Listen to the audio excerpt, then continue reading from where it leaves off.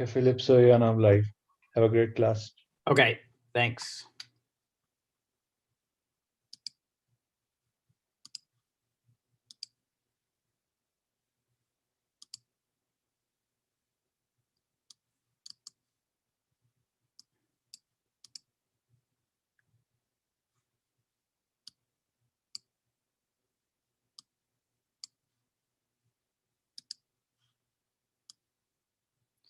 All right, Brandon, you should be fine. You're still showing as co-host, so I think we're okay.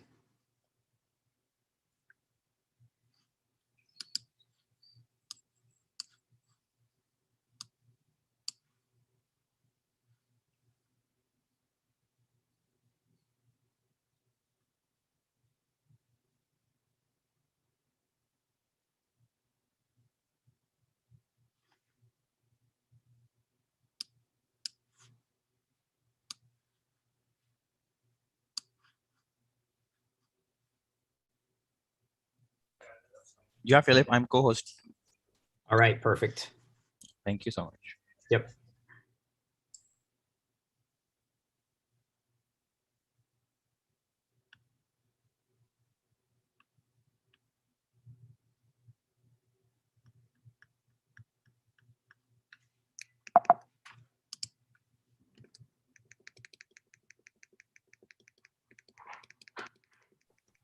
Philip, how many participants have signed up for your class? About 16 or 17 when I checked a little while, like when I signed in. Okay.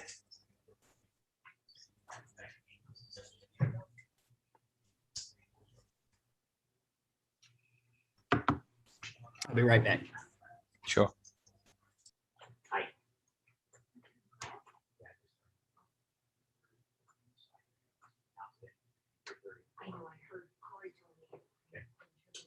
Yeah.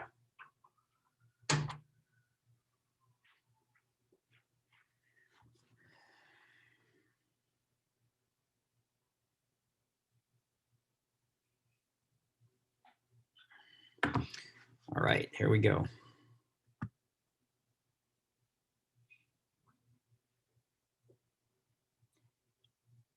Good afternoon, Anita. How are you doing? You are on mute, but I think you said hi back, so. Good afternoon. Hi. Hi. Hi, Sherry. Hi, Kathy. Hi, Philip. I'm Anita. Anita, how are you doing? Good. That's Real good. That's good to hear. So let's just give it a couple more minutes. Everybody's sort of popping in here. We just released in, so there should be a few more people joining us. So thanks, everyone, for joining. Hi, Kathy. Hey, Hi, Hey, Sherry. How are you? fine. Good.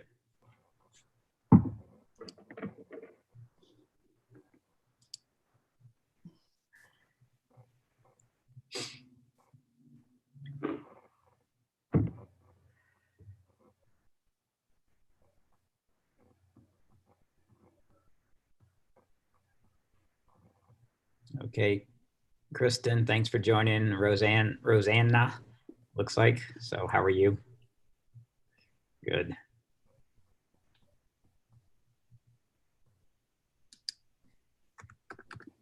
I'm fine, thank you. Good. Good. All right. Few more people may join us here, but as everybody's in right now, we'll go ahead and get started. So good afternoon, I think, for most of us. But if you have another time when you're in, good morning, good evening, whatever. So Pam, thanks for joining us also. So today we're in the class of Architectural Surprises of Columbus, Indiana. So what I'd like to do is just say a few words first about the class and a little bit about myself, and then I will turn it over to all of you to just introduce yourselves if you would like, and say a few words about why you're attending the class or whatever else is of interest to you. So before I get started, Brandon, also with Get Set Up, is with me on the broadcast, and he will be sort of monitoring the chat and making sure everything's going okay. So if you have any questions, you can see Brandon, you can chat with him. So my name is Philip. I'm your guide. I live in Chicago, and I give some classes and Get Set Up in the financial areas, things about budgeting and scams and frauds and things. And then I give exciting classes like architecture things. So give one on Frank Lloyd Wright, and then this one on surprises about Columbus, Indiana. So if you want to join some other classes, that would be great. And that we may have also. So what the agenda is going to be for today is we're going to talk about Columbus, Indiana. It's considered the 6th most important U.S. Architectural city for innovation and design. So we're going to talk about how did this happen. We're going to find out it happened because of J. Irwin Miller. So we'll talk a little more about him and Cummings, the company.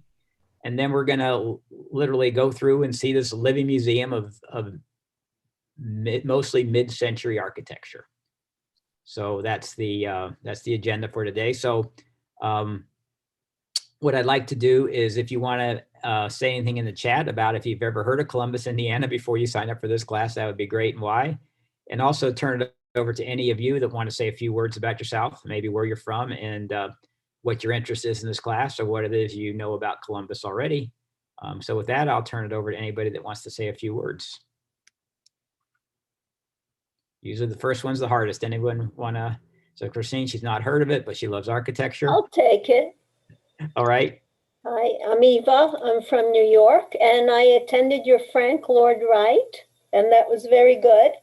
And I'm just curious what's there. I've never been there. I've been to Indianapolis one time, but I'm curious what's in Columbus. Well, Eva, thanks so much for having attended the other class also. We'll talk about Columbus in just a couple of minutes. So great. Hello, Philip. Hi. Hi, Roseanne. Hi. Yes, I've been to Columbus, but it was sort of a last minute thing, and it was on a weekend and couldn't really take any of the tours, just sort of drove past it. Would like to learn more. All right. I will say that's one thing about Columbus, Indiana. It does close down on Sunday pretty much. Church sort of takes over as primary. I'm not saying that's good or bad, but if you want to go visit, just make sure you're aware of that Sunday is, it's even hard to find a place to eat in Columbus. So I understand what you're saying about going there on the weekend. So just something to keep in mind if after this class you do want to go there. So anybody else? Philip, I loved your Frank Lloyd Wright, one of my favorites. And I just look forward to learning about a place I'd never heard of before. All right. Because I love any kind of architecture. All right. And some of you may have seen that lovely lady before. She also teaches some of the classes we get set up. So, all right. Well, we'll go ahead and get started. If anybody else, I do like the classes to be very interactive. So please, obviously we're going to monitor the chat and you can ask questions through chat, but I'd much rather enjoy if you unmute yourself and just pop up and say anything. I promise you won't interrupt my train of thought. And we'll go forward from that. So what is this? So Columbus is a city of about 47,000, yet the AIA, the American Institute of Architects, ranks it as the 6th most innovative city for design. So right behind all the big cities, Chicago, New York, Boston, San Francisco, and DC. If you go into the Columbus Visitors Guide, there's over 90 buildings and pieces of public art by internationally noted architects. So Columbus is, for those not real familiar with Indiana, Indianapolis, a couple of you references, pretty much right in the center of the state, north, south, east, west, and is the capital. Columbus is due south of Indianapolis, about 45 minutes or so, depending on how much you respect the speed limit. But it's due south right on Interstate 65, which runs through both Columbus and Indianapolis. So you get a feel for where it is. Some of you may have heard of Columbus, Indiana recently, completely unrelated to architecture. And that's probably because the most recent former vice president, so Mike Pence, that's his hometown.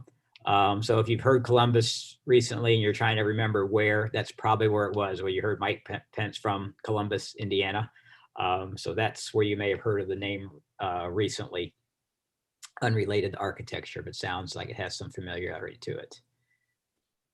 So how did this happen? So there is a big company one of the S&P 500 companies, Cummins, C-U-M-M-I-N-S, which is the big diesel engine manufacturer that is based in Columbus. And Mr. Miller's grandparents and great uncle founded this company. And J. Irwin Miller, who was born in the early 1900s, goes to work in the family business. It was still relatively small. He started in the mailroom and worked his way up all the way to become the president and CEO of the company. It was technically started by his great uncle. He joins in 1934 and was president from 1944 to 47. And I'm sorry, that's when he was the vice president. He was president from 47 to 51 and chairman for a long time from 1951 to 77. So he and his foundation basically were the ones that inspired this. So what happened was the J. Irwin Miller Foundation would pay all the architectural fees for any public building that wanted to be built in Columbus. So, and he had a list of about 35 architects from which he would pay for if you chose one of those 35 architects. The company organization had to actually pay for the building and the construction of it, but Miller paid for the architectural expenses and fees. So he had some hidden interest in there. He wanted the city to become more livable, wanted to be able to draw people to work with Cumming, but he also was very big in architecture. So I pulled a quote out from a prior New York Times architectural critic, Paul Goldberg. He said, Columbus, Indiana, and J. Irwin Miller are almost a holy grail in architectural circles. And then J. Irwin himself talks about something from Churchill, which says, we shape our buildings and afterwards our buildings shape us. So just to get a little interest in the mind of Mr. Miller. And so that's how this happens. So it's real easy to say, but there are, like I said earlier, over 90 significantly important buildings and pieces of art in Indianapolis. So the first thing for those of you that are or aren't familiar with Indianapolis or like the Chicago area, it's pretty flat and you can see for a long ways. And so this actually is the Interstate 65. This is the overpass where you get off to go to Columbus, Indiana. So I promise you, this is the only bridge within 100 miles of going in either direction on 65 that isn't just your basic flat concrete bridge. So it really starts, they have modified the bridge. So it really starts right on I-65 with this structurally significant bridge off the interstate. And then it's about 2 or 3 miles from the interstate to downtown Columbus. And then here is a bridge just on the edge of the city limits as you're after you get off the expressway. So literally before you even get into town, before you see any buildings, you can already start to see some significance in regards to the city and the concept by a couple of bridges. There are also some covered bridges in and around the town. Most of them are outside of Columbus. Sort of in the old Amish territory. And there is one covered bridge in a park that we'll see in a few minutes also. So 7 buildings in Columbus are considered to be National Historic Landmarks. And I know a lot of us have heard that, but I also didn't know exactly what that means. And if you look at the bottom, something becomes a historic landmark because they possess the exceptional value or quality in illustrating or interpreting the heritage of the United States. So what I'm going to do is go through these 7 buildings relatively quickly, and then I'm going to take prerogative and show you 4 or 5 other structures that I particularly liked when I visited Columbus. As I talked about earlier, I live in Chicago, read about Columbus back 15 years ago or so in the paper, and then we took a journey there about 10 years ago. And then we've also stopped once on the way back from somewhere south of there and stopped again to look at a few other buildings. So some of the pictures you're going to see are directly from me, and others are stock internet photographs from ones that I did not have that I thought were of extra value. So the first one we're going to talk about is the First Christian Church. So this was completed in 1942 by Eli Saarinen. So Saarinen's a pretty big name in architecture. You've probably heard of Arrow, who is his son, and we're actually going to see about 3 buildings that his son completed. But this is one of the first buildings. This is one of the first, if not the first, modern or contemporary church built in the United States. And it is the first contemporary building built in Columbus in 1942. So as you can see, the picture on the left is an aerial view with a rather unique bell tower. As you can see, you really cannot see the bell tower. It's enclosed, the bells itself, I mean, by the sort of glass structure. And then we're going to get a closer up look at it of the front of the church in a second. But just wanted to show you an overall view of it. And then inside is a view of the church. So it's taken from a high. So these things right here in the front are actually light fixtures coming down.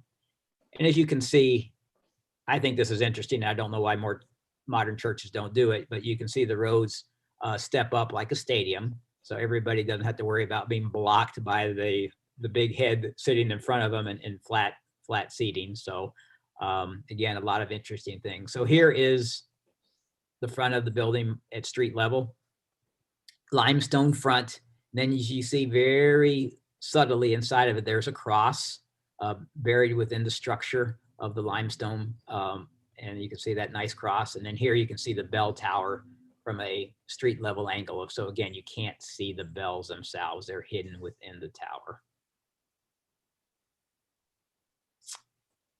Inside of the church, so again, we can see the stepped seating, and then we can see a mimic another cross of similar statute as the one outside, back behind the pulpit and the altar. So that's a look at the First Christian Church by Eli Saarinen. Any comments, questions about it? All right. Next, we're going to look at the Irwin Conference Center. So this one is done by his son, Errol Saarinen. So a little pop quiz. So anybody can name 2 or the 3 of the most famous buildings that Arrow designed out, not in Columbus? Yes, Christine. Wasn't it the St. Louis Arch? You are right. Not many. Yes, he was one And of the the airport in Washington, D.C., is it the Dulles? actually, Or it's a TWA one, right? TWA, that's it. Yeah, TWA in New York. And actually, no, he did do Dulles also.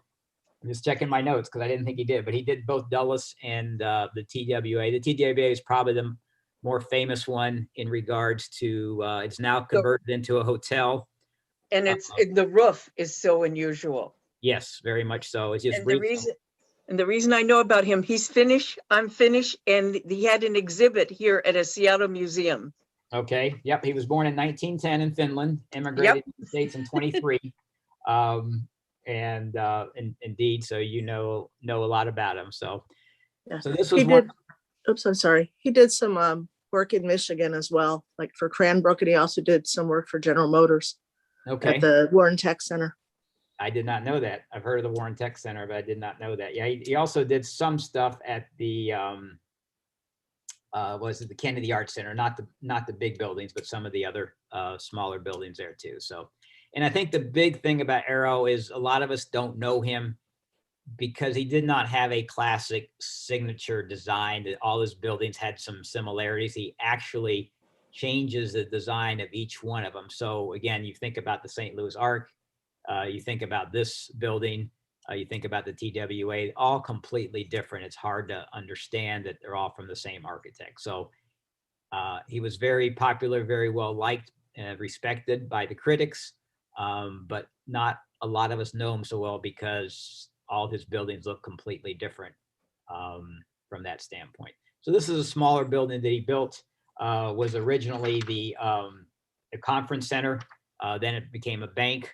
So we can see the sort of low structure, all glass, open, which is a different concept for a bank. It then gets in the 70s, it gets joined to another building by another architect that does this, Kevin Roach, who's also a fairly well-known architect.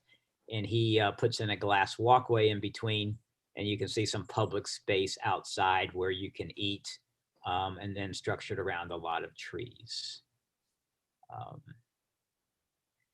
So the next one, also by Arrow, is probably the most famous building in Columbus. So it's the Miller House and Garden. This is indeed J. Irwin Miller, who we just talked about. He has this house designed by Arrow in 1957. At that time, he had some young kids. And so this is the outside of the house, and then the inside. You can tour this now. The first time we went to Columbus about 10 years ago, it was not available for tours. It actually was donated to the Indianapolis Museum of Art, but they run tours from Columbus, and the only way to see the inside is via a tour. And you cannot take pictures inside, or at least you couldn't when I was there. But this is the living room area and the conversation pit, which is the most famous part of this house. So you can see the design. You actually have to go down 4 steps from the main area to get into this conversation pit. What I find extremely interesting about this house is it has 4 wings outside of this living room area. And to get from one of the 4 wings to the other, you literally have to come through the living room. So the 4 wings, one is a garage and storage area. One is the children's bedroom. Another one was the Miller, the parents' bedroom. And then the 4th one is the kitchen and dining area. So it was really interesting. They actually had either 4 or 5 children when they moved into this house. And their wing has a very small bedroom with bunk beds for I think it was 3 males, and then a separate room for the 2 females. But the biggest part, it was a big open area where they could all play and get together, and then a small bathroom. So it was very much communal and open living that they had. And also the gardens are pretty famous. And here's some outside pictures just showing you how the house was made, the structure of the slate outside that I took. And this is outside of that living room area that we just saw, and a little water feature before you get to the garden, which stretches out beyond this area here. And here's a picture of the corner of the house and the garden area. So the garden was designed by Dan Keeley, also a fairly well-known architectural landscaper. So this is where Irwin lived for the last portion of his life. We're actually going to show you something completely different in a few minutes, which is where he was born, and you'll see the difference in it when we get to that in a few minutes. Yes, Christine. What struck me, had I just looked at that picture, having no clue where in the world it was, I would have guessed somewhere in LA, like Beverly Hills. So I don't know if you're interested in doing LA, which is mostly contemporary architecture, but that's what I would have guessed, like some famous person's living room in LA. Yeah. Well, I've been sort of prying around in Palm Springs. There's a lot of mid-century architecture in Palm Springs, a lot of private houses. So I have not been out there, so I don't know if I can get out there anytime soon. But yeah, that's another good concept. Exactly. So that's it for the Miller House. So just a little quote from Travel and Leisure, which is a very popular travel magazine. And they say the Miller House ranks alongside of Frank Lloyd Wright's Falling Water, Mies van der Rohe's Farnsworth House, and Philip Johnson's Glass House as a hallmark of modernist design. So it really is considered by the critics to be a very important design in regards to that architecture that was built in the 40s and 50s, the mid-century architecture that we hear a lot about. People still talking about it. So the next of the 7 significant National Historic is done by Warnke. This was a school with 4 different buildings when it was first built, a public school, and you had walkways between the 4 buildings. It is now an adult learning center, but it was, again, significantly for the low structure of the buildings and the glass that, again, surrounded it. We've seen a lot of these buildings built in the 40s and 50s and early 60s with a lot of wraparound glass around them that we've seen already in the design here. So Warnke also did Lafayette Park in Washington, D.C. and the Kennedy Memorial at Arlington National. So if you've heard of his name, that's probably where you've heard it from, one of those two structures that would be a lot more internationally famous. So Errol, not to be outdone by his father, remember the first one we saw was his father, he does a church, the North Christian Church. And this, quite honestly, this is one of the 7 significant ones. It's also one of my favorite buildings when I went around just personally. As you can see, a very low, clinging to the ground, and there's lots of grounds around it. There's a parking lot, and the rest of it is all just manicured grounds. Then inside, you can see how it's 8-sided, and the pulpit is right in the middle of it. This is actually the last building the Arrow designed. He actually passed away before it was completed. And his successor firm that he was part of had to actually complete the building. He died of cancer. I think it was in 60 or 61, I believe. So some other views. So this spire goes 100 and, don't want to misstate, 192 feet up into the air. So again, we can see how low hung the rest of the building is, and the spire goes way up, and it's topped on the very top by a gold leaf cross. You can barely see it so high up into the air. You can see we're there on a beautiful day, being able to almost pretend like I was a professional photographer, a few white clouds and beautiful blue sky. And that's the first time I've ever said in private or public, almost be a professional architect, but just it's the beauty of the building that made this pictures look so nice, I think. So a couple more. Again, you see, we talked about earlier about how there's a lot of churches in Columbus. There's another one done by Harry Weiss, 1965. This one is the First Baptist Church, as we can see. And so what's interesting about this one is you can see there's the bell tower is sort of a non-dimensional. It's pretty flat. It's mimicked by over here, the same type of structure. And this roof is 2 times the height of the brick wall here. So a very high clung roof, as you can see, with the entryway and between the church and the community area. And then you can see that high ceiling and how it is used from this inside view of it. So I just think it's sort of an interesting concept. And this all is hand-laid slate, this entire roof. You can see the same with the roof over here. So here's another picture of this bell tower that's over here on the left of this picture. Here's a head-on view of it. So you can see how flat the tower itself is relative to what we usually think of within a bell tower. Just again, a little different spin presented there by Harry. Any questions? Gone through a couple of buildings here. All right, yes. Did you say that was slate on the roof? Yes. Okay. Thank you. It's hand-laid slate, as my notes say. Yes, indeed. Yep, it's pretty interesting. So now we're going to Myron Goldsmith. So this building, I think, is relatively interesting. Again, another one with a lot of glass on the outside of it. You can see now this is a relatively current picture, and it's an art museum, and I'll talk more about that in a second. But this was actually built as called the Republic. The Republic is the name of the newspaper in the Columbus area. So this was actually the newspaper's office. And when this was first built, the printing presses were here in this area where this gallery is.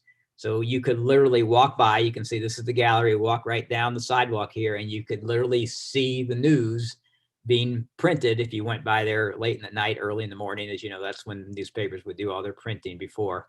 But sort of a unique combination of bringing the news right out to you in regards to his concept, in regards to building this. So Goldsmith is was a partner of Skidmore, Owings and Merrill, which is a big architectural firm with offices throughout the world. They're based here in Chicago.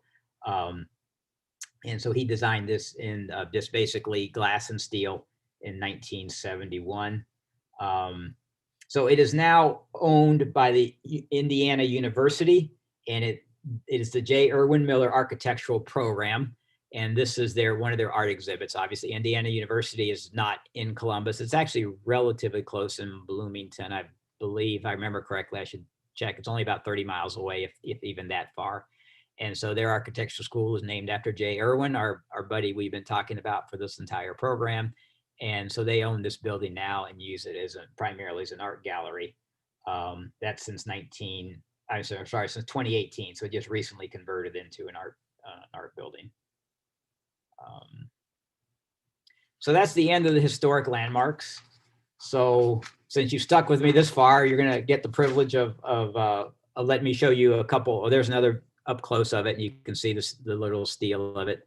So just a couple of other architects that we may have heard of that I didn't have time to include buildings, but I.M. Pye, fairly well known, including for the Louvre and that modern new entrance to the Louvre.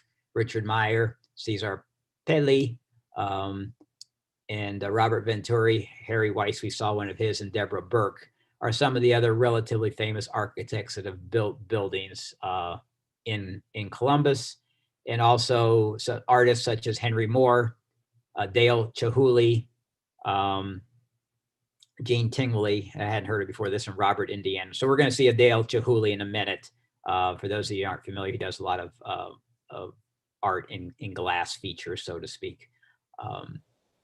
Those are just some. Oh, good. I'm sorry? I Okay. said, oh, good. I really like his work. Yeah, he is pretty good at that. So next we're going to go to the Mill Race Park. So this is a big park. This is within the city limits of Columbus. And there's a lot of interesting features within it. It's got it's 85 acres. It's considered one of the top 100 parks in the nation for design, reputation, and accessibility. It's got a 84-foot high tower, and that's where this picture is taken from. There you can see a little covered bridge around the pond. And then this color has sort of become known as Columbus red. So a lot of the artwork around the city has now incorporated this same red color and is considered Columbus red. So this is the building of a little arbor in a different fashion with metal and mesh. And it's a beginning of an arbor that you can see here. And you can see here's another one with that same Indiana red, another little roof that's available. But we were here.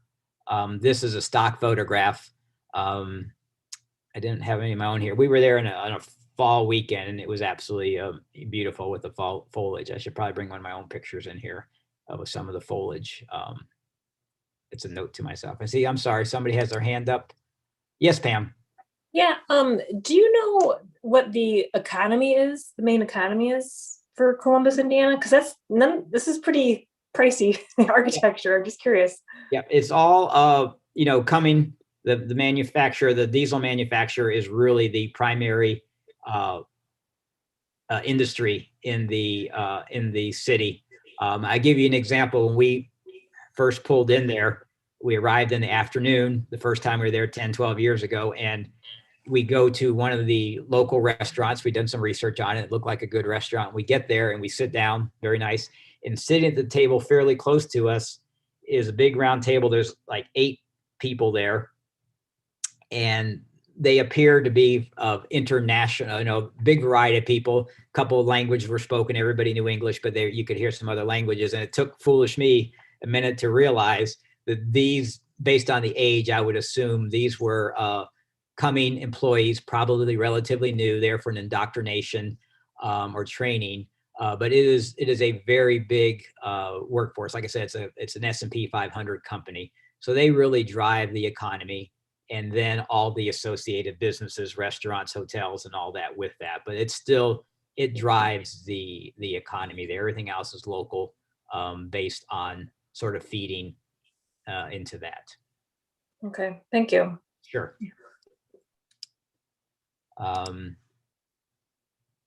So I like Art Deco. So this is the first fire station. This is called Fire Station number 1, not very original. There are now fire stations 2, 3, 4, 5, and 6. This one is my favorite. It's still there. It's right on one of the main streets. And this, as you drive by the front of it, is what it looks like. There is an old historic era fire truck parked inside, sometimes outside with the Art Deco. And then around, they have modernized the back and the side of it. And you can see here's what it looks like on the side. But this original was done by Leighton Bowers in 1941. Let's see, this back was added on in 1990. And this again is some limestone and some glass that we have here. So that was added on, but I like the motif of the front of it and the Art Deco design. There's also a gas station built from around the same era, and it still has the old fashioned pumps on it, also right on the main drag that you can see. So even Public Works, this is the, whoops, sorry, I got too far. This is the AT&T. This isn't even a commercial building. This is the AT&T Switching station.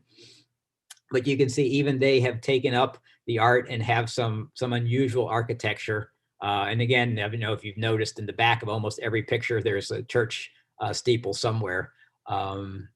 This one I sort of framed right in between these two, but there are church steeples throughout the town, as we talked about earlier. But like I say, even a nondescript industrial building such as the AT&T Switching station has some things. So this is basically the county that's in is Bartholomew. This is their Veterans Memorial, and I was, we're usually struck by a lot of veterans memorials, but a lot of them are fairly similar. This one, literally, I'm standing in the middle of the memorial, just looking up. So we'll have some other pictures of it, but basically, this is sort of a different type of memorial. So here we are down at the bottom, looking at it, and I'm losing my notes here as to exactly how tall this building is. So I am sorry and embarrassed about it. I will find them in a second. So there's 25 limestone pillars, Indiana limestone pillars. They each go 40 feet into the sky, but when you're standing there, 5 to 6 feet tall, they seem to really go forever.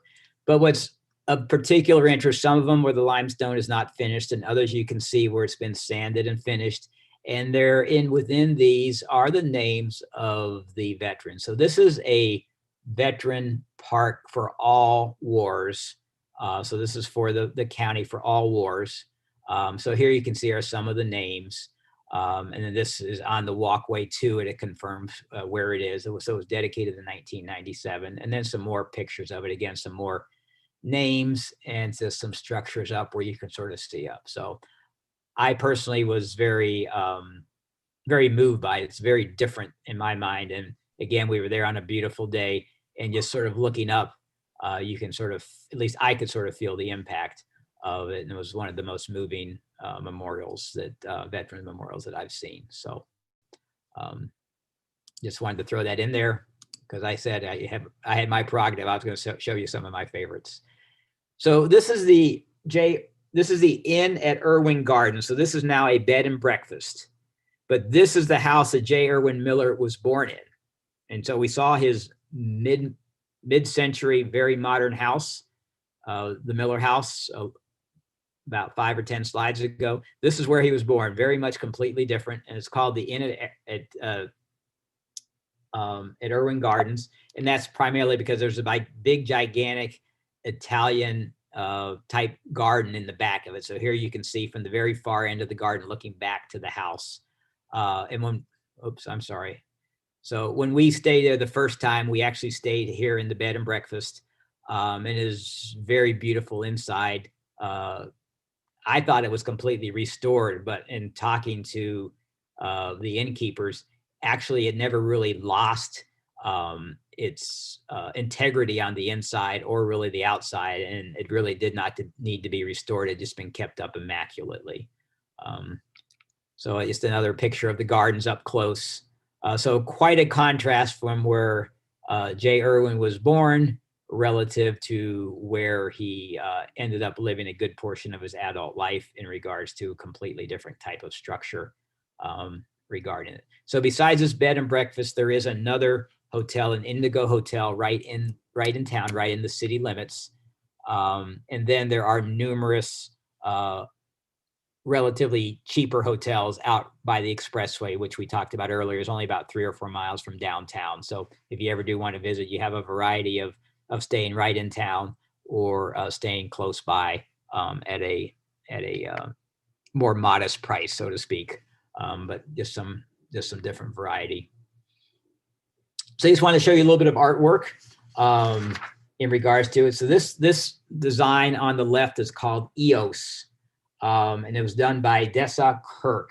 And this caught my eye when we were there. I thought it was very beautiful. And then when surprisingly, I come back to Chicago, and a couple of years later, I see some very similar, so some other statues that she had done that are in Chicago, and those caught my eye also. But this one, I am not really good with mythology, but this one is very interesting because it was in town in 2006 for a sculptural invitational.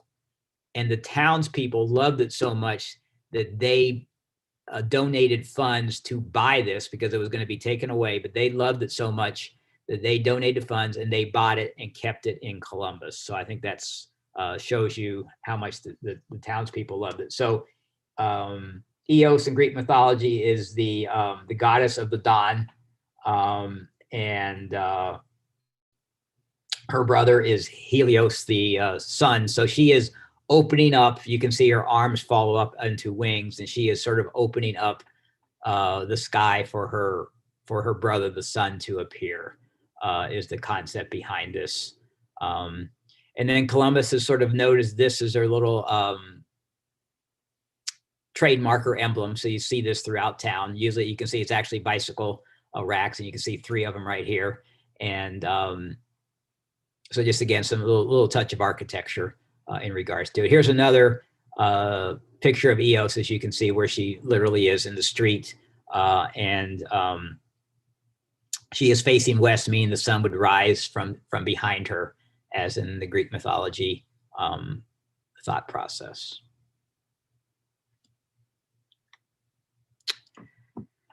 So, so here's Mr. Chihuly. We talked about earlier. So Dale Chihuly is, I think, internationally known, does a lot of glass type sculptures. So this is actually hanging in the Welcome Center in Columbus. This is where you get the tours. You can do self-guided tours, or you can take tours there. They right now the guided tours are not being run based on COVID. What we did is you can buy a map for a few dollars, and it lists all the well-known structures in the city. You can do a self-guided tour. We did that over a 2-day period. Got to most of them, and you know, picked the ones we wanted to. But also the guided tours are very good from my understanding. Also, this is within the Welcome Center, and Mr. Chihuly's one of his pieces of art. So I just wanted to show you some of the artwork that's also there. So questions, comments, suggestions? Yes, I have a question. Sure. How large is that sculpture or that hanging? That it looks humongous. Yeah, you know what? This is probably, I've been trying to get a better picture of it. This is my own picture I was doing up close. I drive my wife crazy because I usually take a far away picture and then I zoom in closer, and I couldn't find my far away picture. It actually hangs in a stairwell going up or down, obviously, in the center. And it is, it's probably about 15, I mean, again, it's been 10 years since I've been there. It's probably about 15 to 20 feet up and down. And again, it's high up in the stairwell. And actually you can see there's a window here, so you can see it from outside also. Is it lit? Is it lit? There's light on the inside, or is that the window coming in? It's, to the best of my knowledge, it's the window coming in. I do not believe there's Okay. any light on the inside of it. Okay, thank you. Yep, sure. So, you know, Chihuly is, I know he's had a I couple, saw one like this in Florida. yeah, where in Florida? In Naples, there's a botanic garden, and it was around Christmas time. I think it was, I don't know if it was the botanic garden or the art museum at that time. It was in December, a couple Okay. of years ago, and it was beautiful. I think it was red. Yeah, the reason I ask where in It was Florida, very big. I have a picture of myself next to it yep, yeah, in Naples. okay. Yeah, the reason I asked was my mother lives on the other side of Florida in West Palm Beach, and at the West Palm Art Gallery, there is a very interesting Chihuly, and it's sort of a reverse. It's about 500 individual pieces of glass.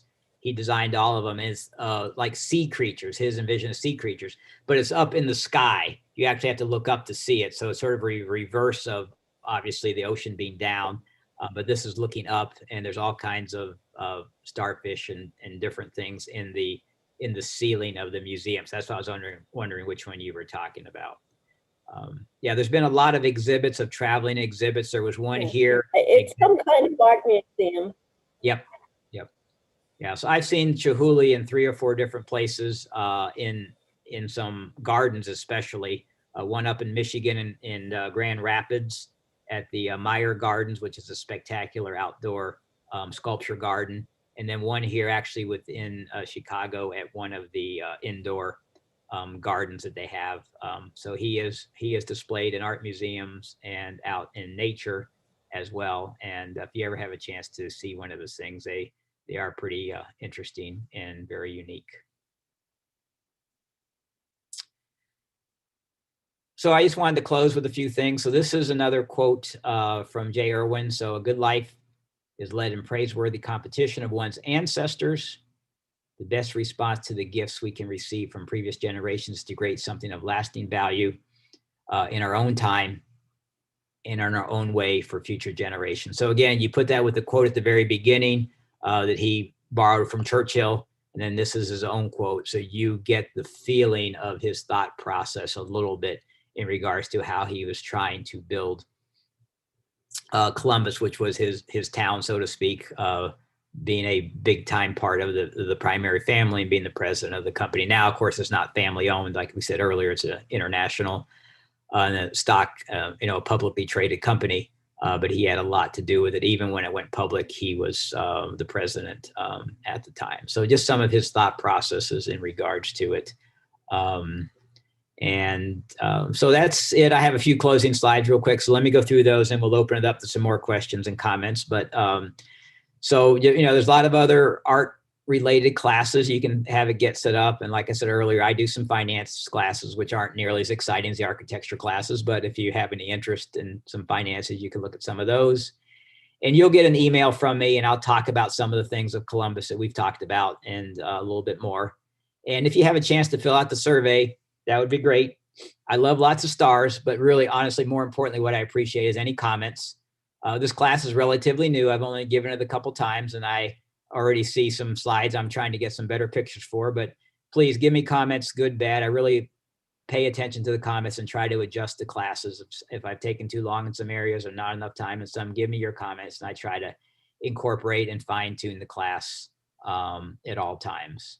And then finally, let's spread the word about Get Set Up. If you have any friends, neighbors, relatives you think might be interested in it, that's fine. This class was live streamed on Facebook Live, and also it was recorded. I usually say that at the beginning, but I forgot to, so I'll let you know now it was recorded. And if you do want a copy of the recording is primarily for me for training purposes, but you can get it by requesting it.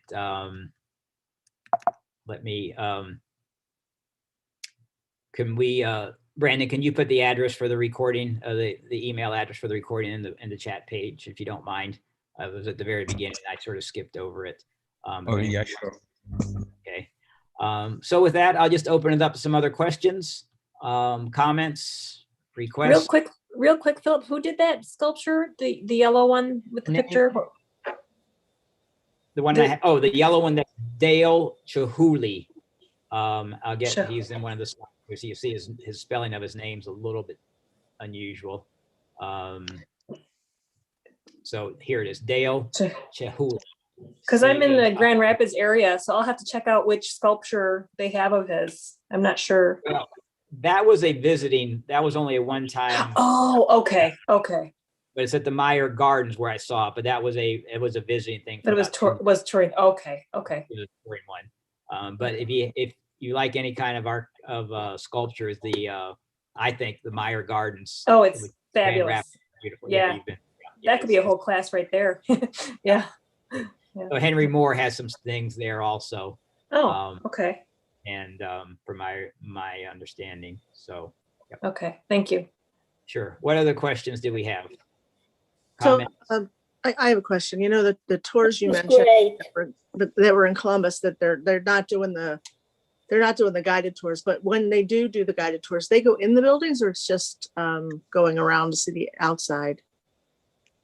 The primary ones just go on the outside. I actually, when I was giving the class about 2 weeks ago, somebody was nice enough to go online because somebody was going to go there like in a week.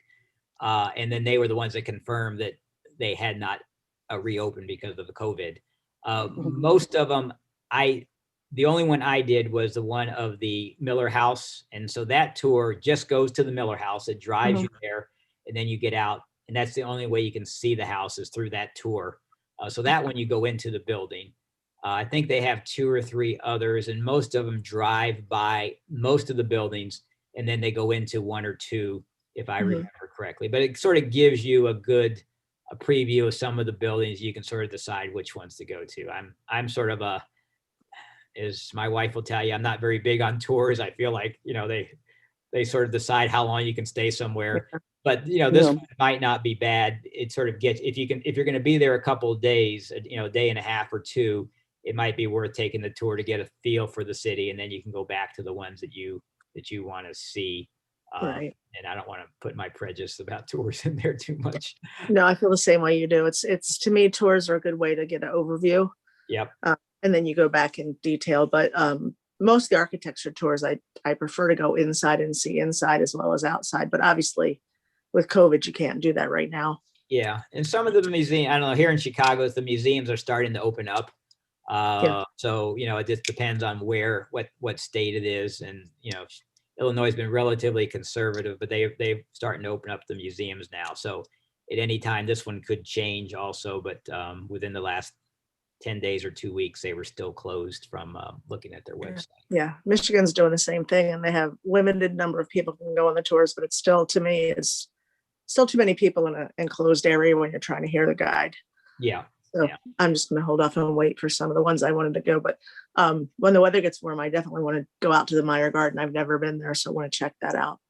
Yeah. And we live a little ways away from there. We drive through Grand Rapids some when we're on some of our vacations, and we try to make a stop there every couple of years because it is so much fun, and they're always adding stuff to it. So it's one of my favorite places to go. So what else? Any other comments, questions? Yes. Who did the mythological statue? Her name is Dessa, Dessa Kirk, Kirk. Thank you. Yeah, and that is it is all iron. It's painted metal.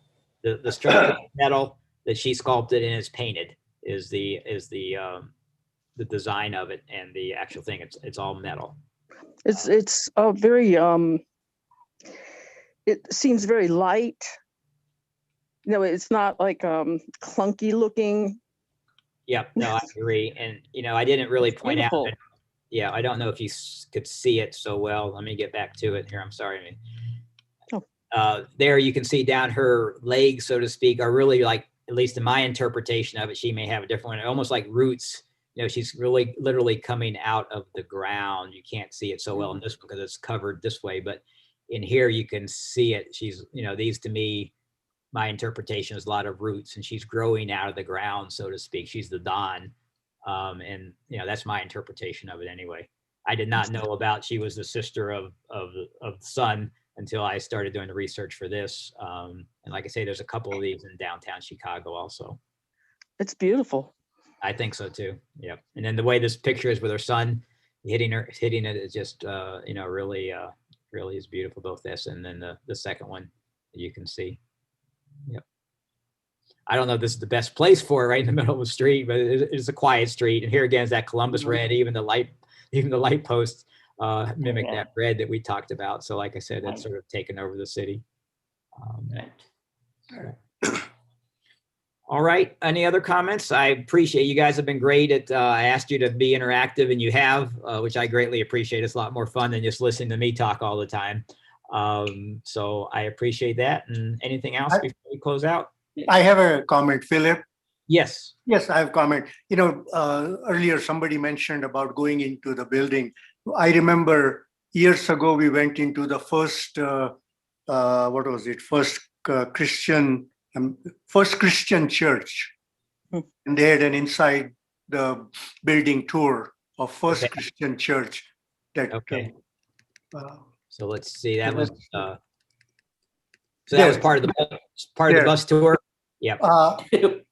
No, we did it on our own. Oh, okay.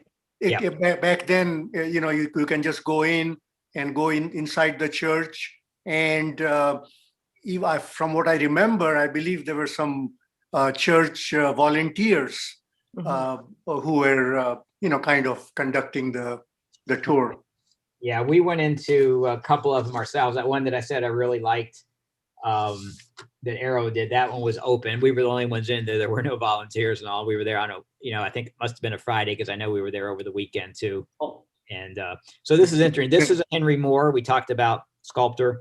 This is Henry Moore. And this is actually this is the church. This is actually the driveway to the public library, which is right here. And the public library is the building that was designed by I.M. Pye and his team. So personally, I didn't think it's one of the most beautiful ones. I don't really show it as part of it, but let me just slide through. There's a couple others I think that so here, this is actually it. Here is that same structure we saw, and this is the public library that was designed by I.M. Pye and his team. And here's the inside of it.